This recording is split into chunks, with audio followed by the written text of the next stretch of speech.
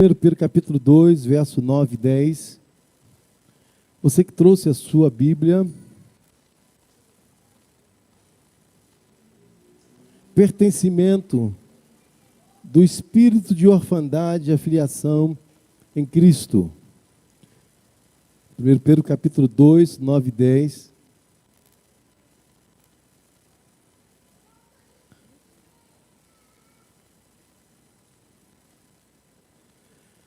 Mas vós sois geração eleita, sacerdócio real, nação santa, povo exclusivo de Deus, para anunciar as grandezas daquele que vos chamou das trevas para a sua maravilhosa luz. Antes, não erais povo, mas agora sois povo de Deus.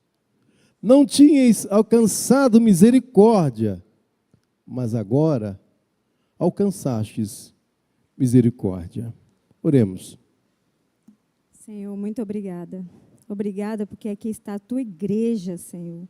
A igreja do Senhor reunida, a tua noiva, a noiva do Cordeiro, Cordeiro Santo, Santo de Israel. Aleluia! Obrigado, Senhor, porque as tuas misericórdias, Senhor, estão sobre nós. Obrigada, Senhor, por essa palavra lida aqui, a glória, Senhor. Glória para a tua palavra, a tua palavra que não volta vazia, que cumpre o teu desígnio.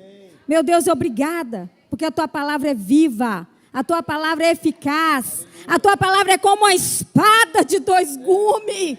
Ah, Senhor, que ela penetre, Senhor, em nome de Jesus, trazendo abrigo, trazendo transformação, Senhor, trazendo renovação para a mente. O Senhor nos chama, Senhor, para uma vida de santidade, mas vós sois geração eleita, aleluia, sacerdócio real, povo exclusivo do Senhor, para anunciar as suas grandezas, Senhor. Nos transportou, o Senhor nos transportou das trevas para a sua maravilhosa luz, Senhor. Glória a Deus, porque somos a geração eleita do Senhor. Somos eleitos, sim. Desde antes da fundação do mundo, fomos predestinados para ser santos, irrepreensíveis, inculpáveis diante do Senhor. Senhor, troca as nossas vestes nessa noite. Troca as nossas vestes nessa noite, que cada culto, Senhor, é uma oportunidade para mudança, é uma oportunidade de decisão, Senhor, que hoje nós viemos a decidir, a dar um passo de profundidade no Senhor. Meu Deus, em nome de Jesus, eu te peço para cada um que está nessa noite, porque está aí o Cordeiro está às portas, o noivo está chegando, e a noiva tem que estar preparada, a noiva santa, a noiva com vestes limpas. Ah, Senhor, Ramanai, cheia do teu Espírito Santo, cheia do poder do teu Espírito Santo. Senhor, em nome de Jesus, usa teu filho nessa noite, com poder e autoridade. Aleluia. Nós repreendemos toda obra de Satanás contra a vida do teu filho. Meu Deus, em nome de Jesus, toda arma contrária contra essa palavra, em nome de Jesus. Em nome de Jesus, e que a tua palavra, Senhor, venha governar cada coração e cada mente. Em nome de Jesus. Aleluia. Glória a Deus. Obrigado, irmã Cristiane. Esse é um tempo que nós chamaríamos de paradoxical. Ou seja, se de um lado nós estamos conectados como nunca, as redes sociais, eu tenho no meu Facebook quase 5.000 pessoas. Por outro lado, a verdade é que nós estamos vivendo um outro lado da moeda pós-Covid. Nunca em todo tempo as pessoas se sentiram tão sozinhas, apesar das redes de contatos, de seguidores. E é bem verdade que as pessoas estão cada vez mais sedentas por comunidades que sejam autênticas e que saiam dessas conexões superficiais, porque é isso que a gente vive nas nossas conexões nas redes, são conexões superficiais. Na verdade, há um grito, se é que eu posso dizer assim, por almas que desejam, de forma muito sedenta, encontrar um espaço para poder se sentir bem, se sentir amado, aceito, acolhido. E aí, irmãos, a gente pode pensar que essa geração, esse momento que nós estamos vivendo, há uma sensação de que nós precisamos de estar em um lugar para a gente se pertencer. Deus nos chama para pertencer a Ele e a pertencermos uns aos outros. Deus nos chama para que, na verdade, possamos, através dos nossos relacionamentos, através da presença dEle, através desse sentimento de pertencimento, a gente também possa encontrar cura para as diversas orfandades que a gente vivencia. Alguém disse com muita propriedade que a solidão é a ausência de pertencimento e a comunhão é a solução para a cura. Eu quero perguntar a você, nesse início de palavra, você tem vivido como quem pertence, com raízes e uma identidade sólida na família de Deus? Ou, apesar de estar aqui, você ainda se sente como um órfão espiritual, buscando lugar que já é de seu direito? Eu pergunto para você que está aqui conosco, você tem vivido como quem pertence ou como órfão? Sem raiz, sem identidade. O texto é muito interessante, que Pedro escreve para os cristãos que estão dispersos, muitos isolados, perseguidos, tratados como estranhos das suas próprias terras. E o texto nos diz assim: vocês não são órfãos, vocês pertencem. São geração eleita, povo exclusivo de Deus. O apóstolo está dizendo, então, aqui com muita propriedade, está lembrando aqueles irmãos que eles não estão órfãos. Ele está lembrando que esse povo, ele é uma geração eleita, que é um povo exclusivo de Deus, e que nesses processos todos que a gente caminha, nós somos o povo que Deus chamou, porque Ele nos ama de uma forma muito especial. E eu fui e estou, me dedicando a entender essa ideia de pertencimento. O que é isso? Na sua essência, significa fazer parte de algo ou de alguém de forma integral, ter um lugar, ser incluído e reconhecido. Pertencer é ser parte de algo maior, é ter identidade e propósito. Pertencimento, e aí me chama muita atenção, é uma via de mão dupla. Você pertence ao grupo e o grupo, de certa forma, pertence a você, no sentido de ter uma responsabilidade mútua. Então, quando a gente fala de pertencimento, a gente está falando que eu pertenço a você e você me pertence. Olha que coisa fantástica e interessante. Na medida que eu entendo isso, há uma interdependência e as pessoas se apoiam mutuamente, contribuem para tudo que está diante dele. Eu fui, essa semana, não sei quantos sabem, mas o nosso irmão Luciano sofreu o terceiro acidente dele. Ele falou assim: pastor, eu posso cantar a música? 3 livramentos como teu. Acho que quando eu aparecer lá, só deixa eu escolher uma música, se referindo a quando tinha aqueles jogos no Fantástico, o jogador fazia 3 gols, ele escolhia a música. Eu disse: pastor, já passei por 3 acidentes.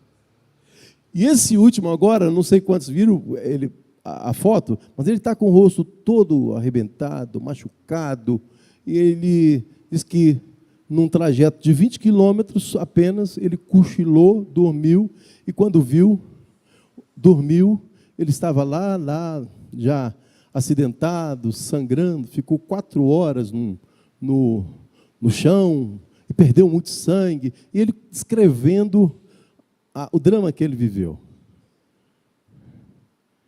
E eu fui lá e falei, ouvi, escutei, é possível que ele esteja nos escutando hoje, mas ele falou o como foi importante essa igreja para ele, nesses 3 momentos da vida dele.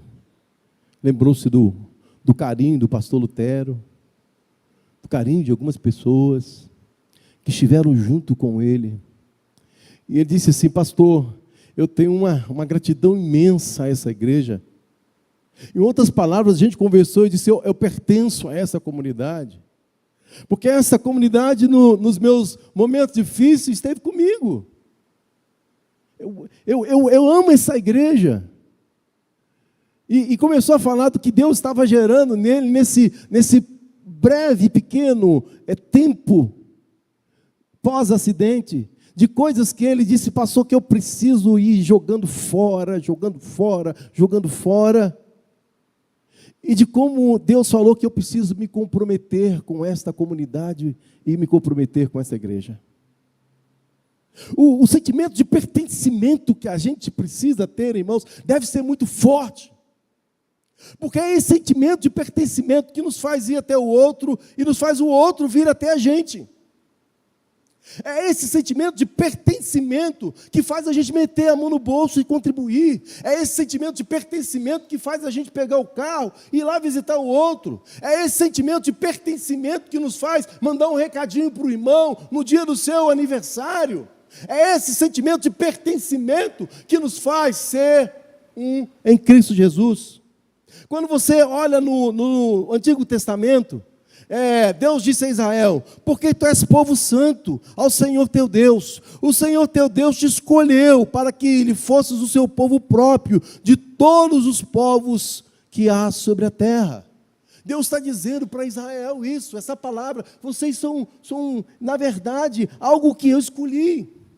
E quando a gente se volta para o Novo Testamento, diz assim, assim já não sois estrangeiros e peregrinos, mas concidadãos dos santos e da família de Deus. Deus está nos chamando e dizendo que nós não estamos só, que nós não somos órfãos, mas somos parte desse povo de Deus.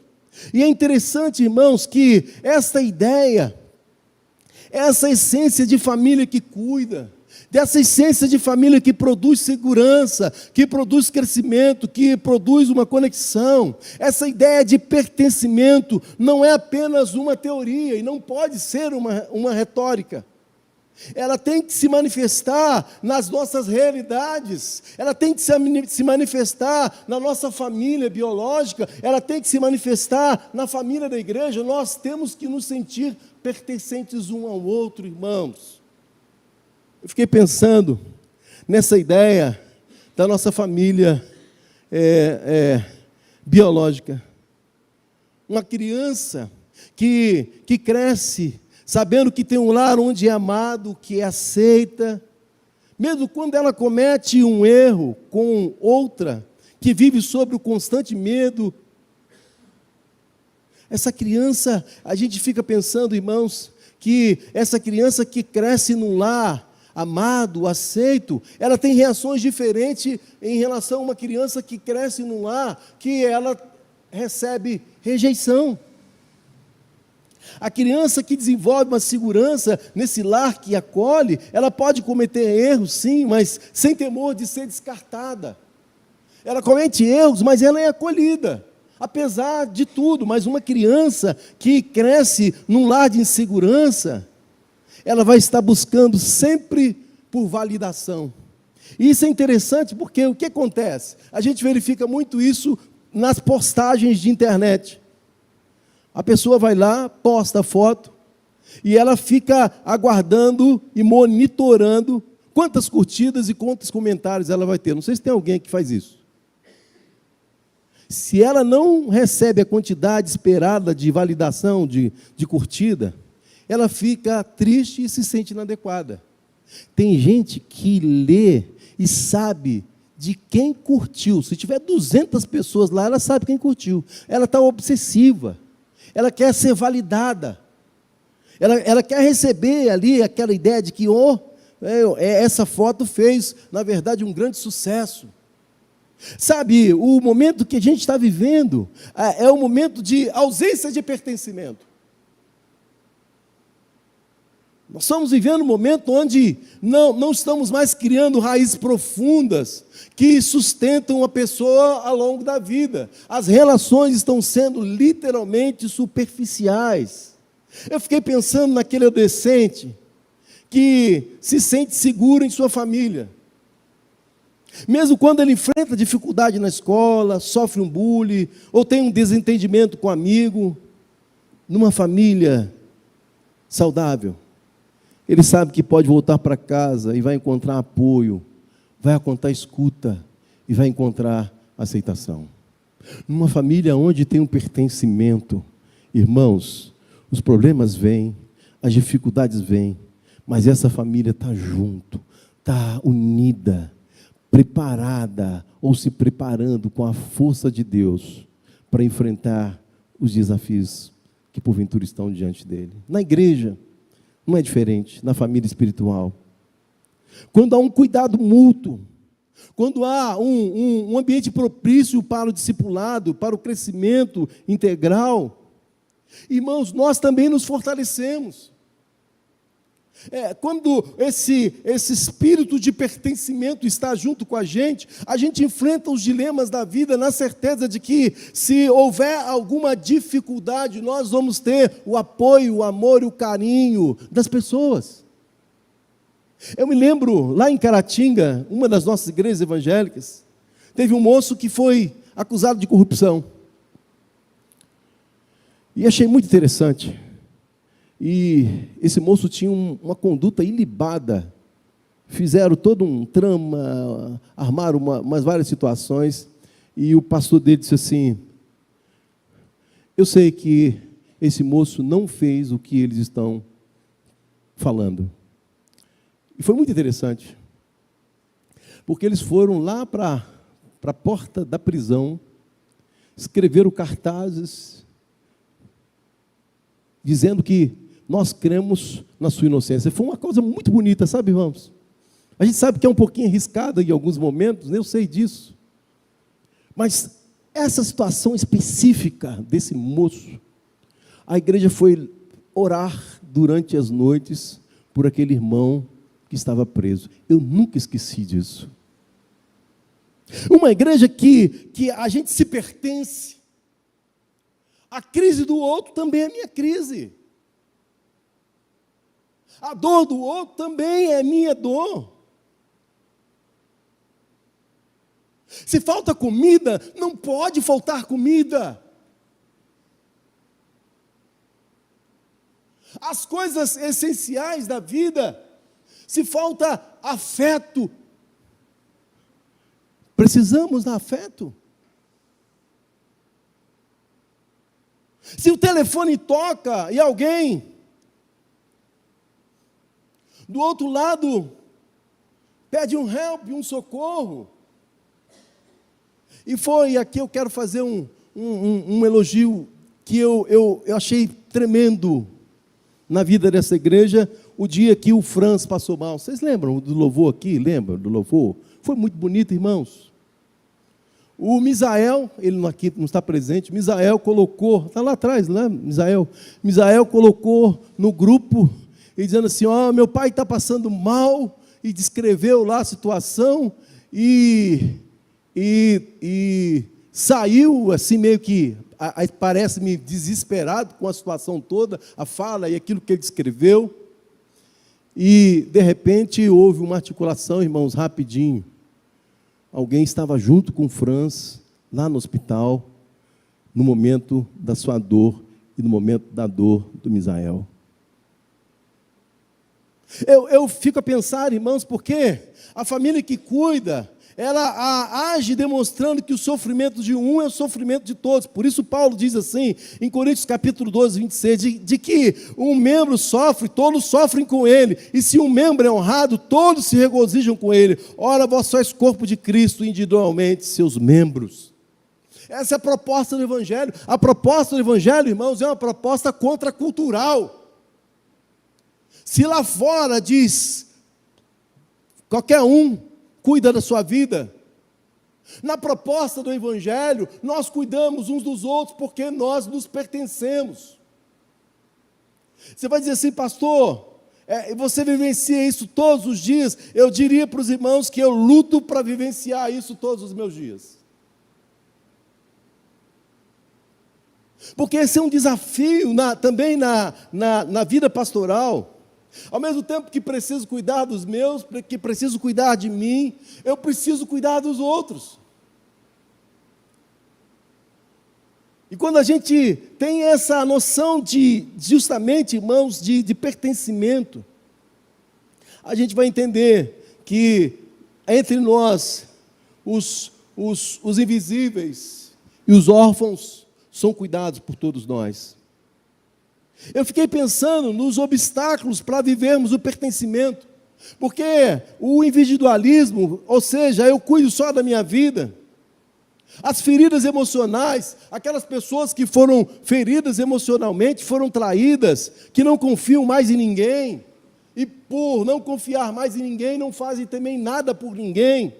São obstáculos, o orgulho, eu não preciso de ninguém, porque eu dou conta das minhas questões sozinhas. O outro obstáculo, irmãos, que a gente vive para enfrentar e para superar a questão do pertencimento, é a tirania da rotina. A nossa vida moderna, com seu ritmo frenético, nos rouba o tempo precioso para o café, para a visita, para a comunhão genuína. Não é falta de desejo, mas de prioridade no caos do dia a dia que a gente enfrenta. Para alguns, sentar na mesa para tomar café com um amigo é coisa do passado e perda de tempo. A pergunta é, o que tem roubado o seu tempo e o seu coração, impedindo de você viver o pertencimento real na igreja e na sua própria casa? Precisamos ser intencionais na luta contra essas barreiras que a gente enfrenta. O nosso pertencimento em Deus e em Jesus, irmãos, é tudo o que nós precisamos.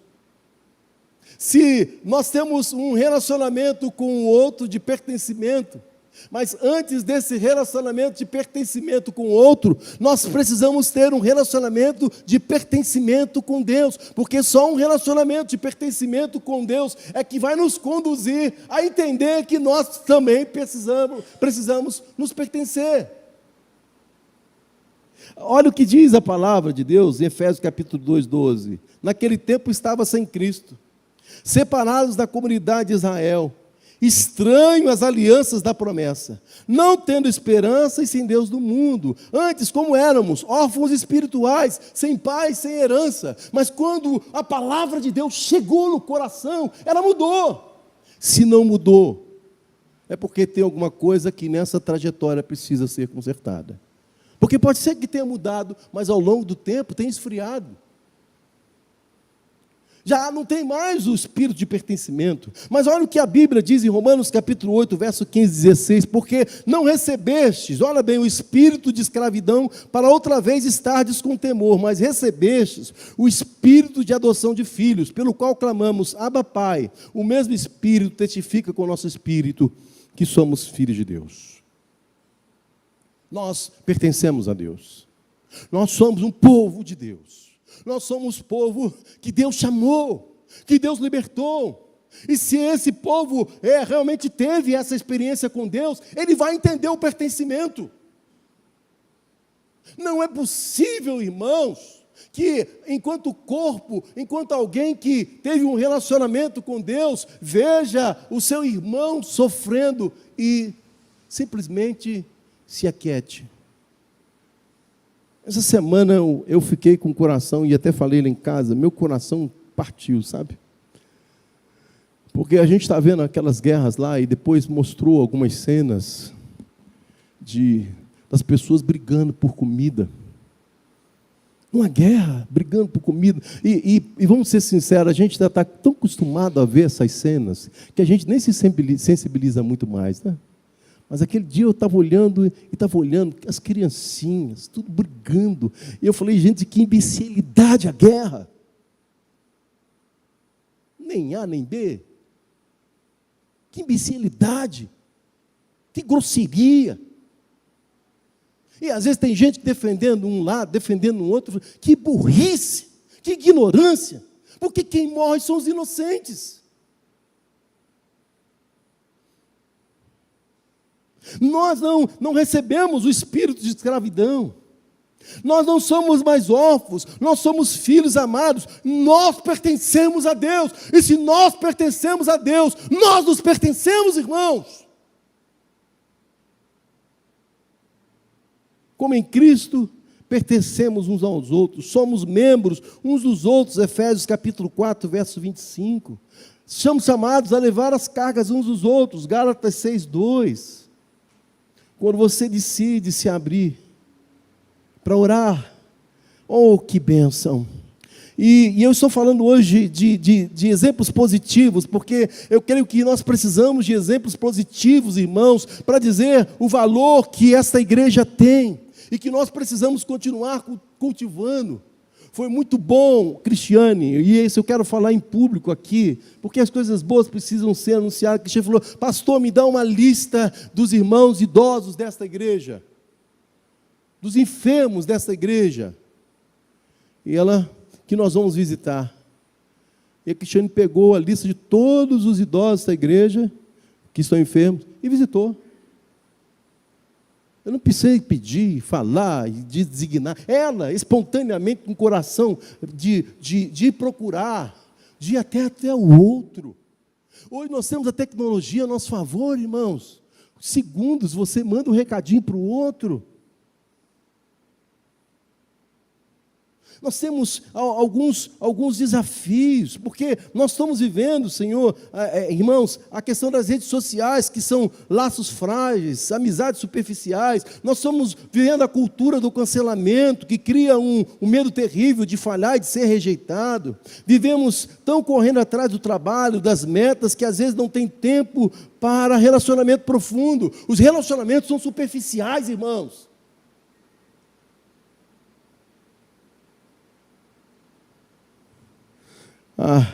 Quando eu cheguei aqui, alguém disse assim, Valadares já foi conhecida como a terra que tinha três coisas. Vocês lembram? Bicicleta, ventilador e um parente dos Estados Unidos. É isso mesmo, esse é o valadarense. Valadarense é aquele que tem uma bicicleta. Agora hoje a gente pode adaptar, né, moto, e até agora, daqui a pouquinho são as bicicletas elétricas, né, que está aí a febre aí. O ventilador foi trocado pelo ar-condicionado, mas tem um parente nos Estados Unidos que continua. Continua. E é verdade. Se não está nos Estados Unidos, ele tem um parente ou em Portugal ou em outro lugar. Eu não fiz, nesses últimos 5 anos, visita a uma casa que não tivesse alguém fora em um país. Quer ver? Tem alguém aqui que não tem nenhum parente nos Estados Unidos ou fora? Levanta a mão. Marcos, não, vocês não contam, não, vocês... Só o Marcos? Que não tem nenhum parente. 2, vocês vejam só. Vocês 2 são exceção de toda a regra aqui. Mas eu fiquei refletindo se isso tem alguma coisa a ver e se isso reflete na nossa relação aqui. E eu estou descobrindo, através das minhas pesquisas, que isso tem um efeito muito grande na vida dessa cidade.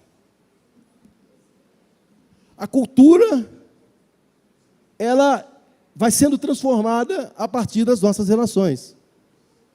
E uma coisa que eu estou descobrindo, conversando com vários pastores de várias denominações, com várias pessoas, é que as pessoas, nós temos uma cidade de órfãos. O pai deixa o menino e vai embora para ganhar dinheiro, em busca do dinheiro. O menino o jovem, vai embora, deixa o filho para trás. Quem deveria dar o maior cuidado? A ruptura. Fazer uma ruptura fácil. E sabe quando isso me despertou? Quando eu atendi no meu gabinete pastoral uma família que estava indo para os Estados Unidos, e eu disse para essa menina: você tem consciência do que você está fazendo? Porque eu ia clandestinamente, né? Você tem consciência de que possivelmente você nunca mais vai ver o seu pai? E os filhos nunca mais vão ver os seus avós? Ela disse assim: eu sei. E você já percebeu que você está sepultando o seu pai em vivo? E ela disse: eu estou sepultando meu pai vivo. Eu preciso ganhar dinheiro. E esse dia me despertou, eu falei: nossa, como é que pode alguém tomar uma posição tão dura para ir embora? E aí eu comecei a ver, irmãos, nós somos uma cultura de muitas rupturas. Rompe fácil.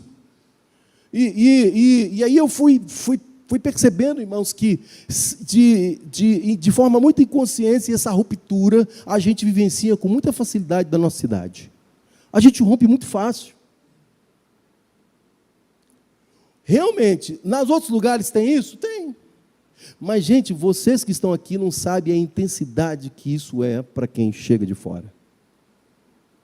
É muito forte. E eu tenho conversado com pastores que vêm de fora, gente que vem de fora. Essa ruptura é muito forte.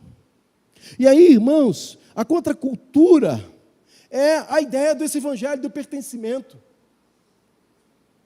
Se a gente se pertence, a gente busca juntos superar as dificuldades. Não é que nós não vamos ter problema nessa comunidade, ou na nossa igreja, ou na nossa família, não é isso. É que se está forte o sentimento de pertencimento,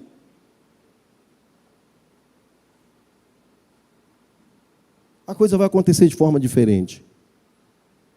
Por isso que a Bíblia diz assim: nisso conhecerão todos que sois meus discípulos, se tiverdes amor uns com os outros. O que vai produzir essa liga de pertencimento é o amor que é derramado no nosso coração, através do Espírito Santo, que nos é outorgado. E esse amor vai ser a liga para a gente se pertencer.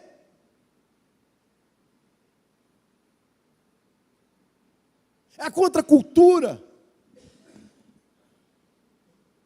Hoje nós vamos participar da ceia do Senhor, e o amor é a linguagem universal do pertencimento. Onde há amor, há um lar. Onde há amor, o Evangelho, ele oferece um lar definitivo. Nós vamos participar da ceia e celebramos o que nos fez pertencer, que foi o sacrifício de Jesus, que nos tirou da orfandade e nos deu um lugar à sua mesa. Olha que lindo. Nós éramos perdidos. E ele ofereceu um banquete à mesa e disse: vem cá, todos vós que estáis cansados, sobrecarregados, há um espaço para você aqui na mesa. Vem, com suas dores, com as suas dificuldades, vem. Paulo disse em Coríntios capítulo 10, 17, porque nós, embora muitos, somos um só pão e um só corpo, pois todos participamos do mesmo pão.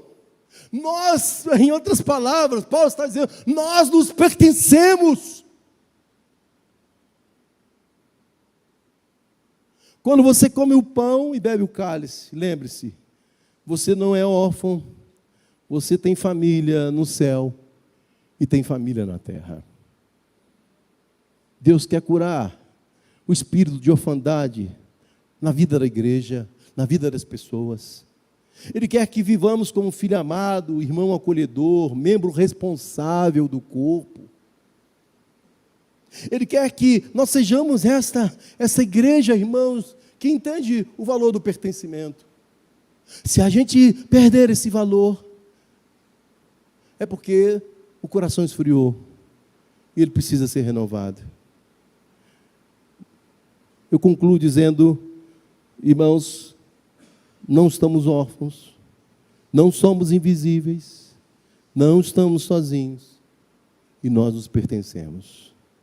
Eu escrevi aqui uma frase e ao mesmo tempo, a preocupação com a incoerência dessa frase. Eu coloquei assim: Você pertence a Deus e à família da fé. Aí depois eu escrevi assim: eu me alegro por caminhar com você. Aí eu fiquei pensando, será que a gente pode falar isso para o irmão? A primeira frase fica fácil, né? Dizer assim: ô Ricardo, você pertence a Deus e à família de fé. Sabe? Vou dizer isso com carinho para você. Mas será que eu vou conseguir falar a outra frase? Eu me alegro por caminhar com você. Se eu não me importo com você, se eu não estou nem aí por você, dane-se, em outras palavras, o que acontece com você, ou eu estou indiferente com você, eu não consigo falar, eu consigo falar, você pertence a Deus e à família da fé, mas dizer eu me alegro por caminhar com você, pode ser muito difícil, se eu não ajo com amor e se eu não ajo com carinho. Sabe? É importante que a gente entenda, eu não sei se você sabe, mas esse moço Ricardo aqui, ele vem lá, de onde mesmo? Não vai? Figueira.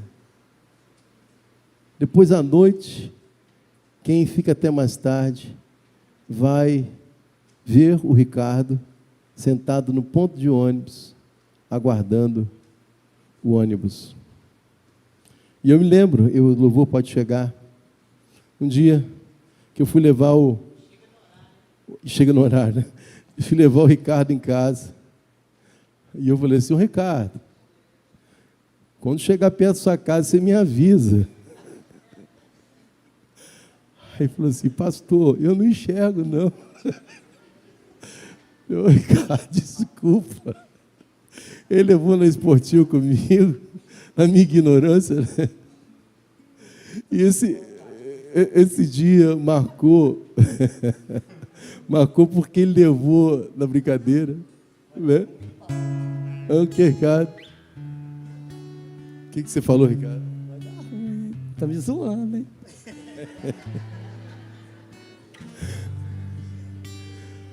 Mas o Ricardo, para mim, tem sido um grande exemplo de perseverança e de pertencimento a essa igreja, viu, gente?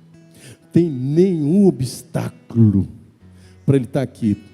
Terça-feira, cantando ou não cantando, ele está nesse segundo banquinho aqui, ó. Não tem frio, não tem calor, não tem distância, não tem obstáculo. Antes dele chegar até aqui, ele passou, inclusive, por uma igreja metodista, 100, 200 metros da casa dele.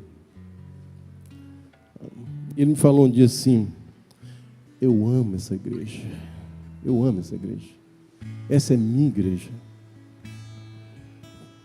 Isso me chamou a atenção, viu, irmãos? Porque às vezes a gente, por tão pouco, a gente abre mão da história, da vida.